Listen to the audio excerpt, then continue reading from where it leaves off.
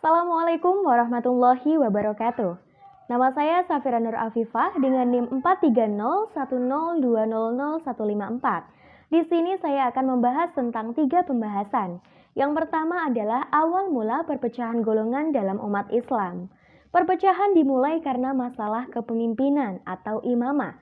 Perpecahan besar Islam pertama kali dimulai dari masa kepemimpinan Ali bin Abi Thalib. Pada masa itu, terjadi persengketaan politik antara kelompok Ali, pemimpin pada masa itu, dengan kelompok Muawiyah bin Abi Sufyan. Persengketaan itu dalam sejarah Islam dikenal dengan sebutan Perang Siffin.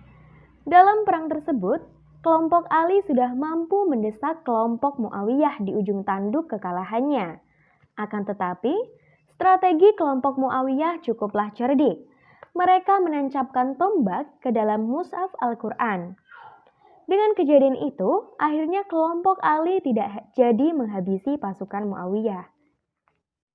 Singkat cerita, dari situ kemudian terjadi tahkim, semacam deklarasi damai. Dan dalam tahkim tersebut, kelompok Ali ditipu oleh kelompok Muawiyah. Akhirnya, Ali lengser secara politik dan Muawiyah naik menjadi penguasa baru Islam. Dari persengketaan politik itulah kemudian Islam mengalami perpecahan yang besar. Yang awalnya terjadi adalah perselisihan dan perpecahan politik. Kemudian perselisihan itu melebar ke dalam ranah yang lain, bahkan sampai kepada persengketaan teologis. Dari situlah muncul kelompok Khawarij. Kelompok ini adalah kelompok yang kecewa kepada Ali karena dinilai tidak tegas pada saat perselisihan dengan Muawiyah. Kelompok Khawarij ini dalam perkembangannya sering disebut sebagai akar kelompok fundamentalisme dalam Islam. Selain Khawarij, ada pula kelompok Syiah. Kelompok ini adalah kelompok yang setia kepada sahabat Ali bin Abi Thalib. Kelompok Syiah ini kemudian juga terpecah-pecah menjadi banyak golongan lagi. Selain kelompok Khawarij dan Syiah, ada kelompok-kelompok Islam lainnya pada masa klasik atau pada masa awal Islam. Selanjutnya adalah pembahasan tentang aliran Mu'tazilah dan Asy'ariyah.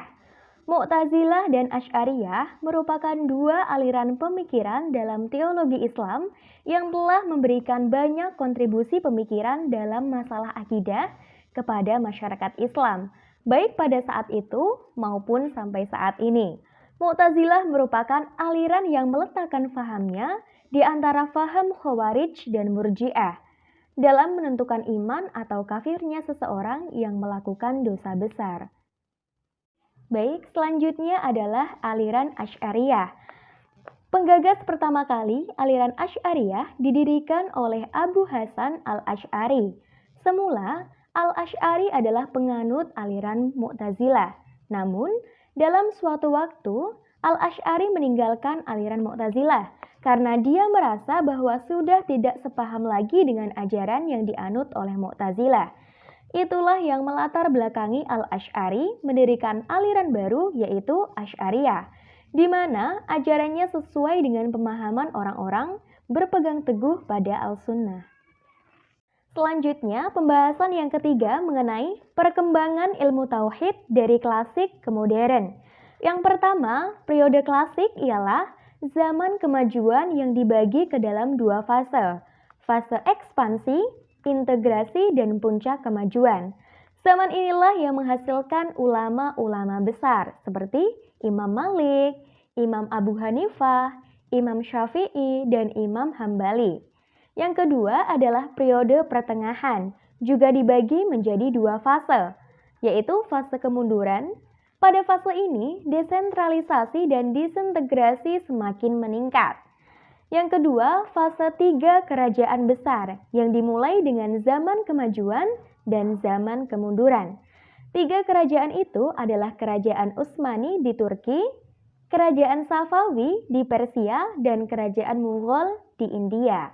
Selanjutnya yang ketiga adalah periode modern, yaitu 1800 Masehi dan seterusnya, merupakan zaman kebangkitan dalam umat Islam. Terima kasih. Sekian yang dapat saya sampaikan, kurang lebihnya mohon maaf. Wassalamualaikum warahmatullahi wabarakatuh.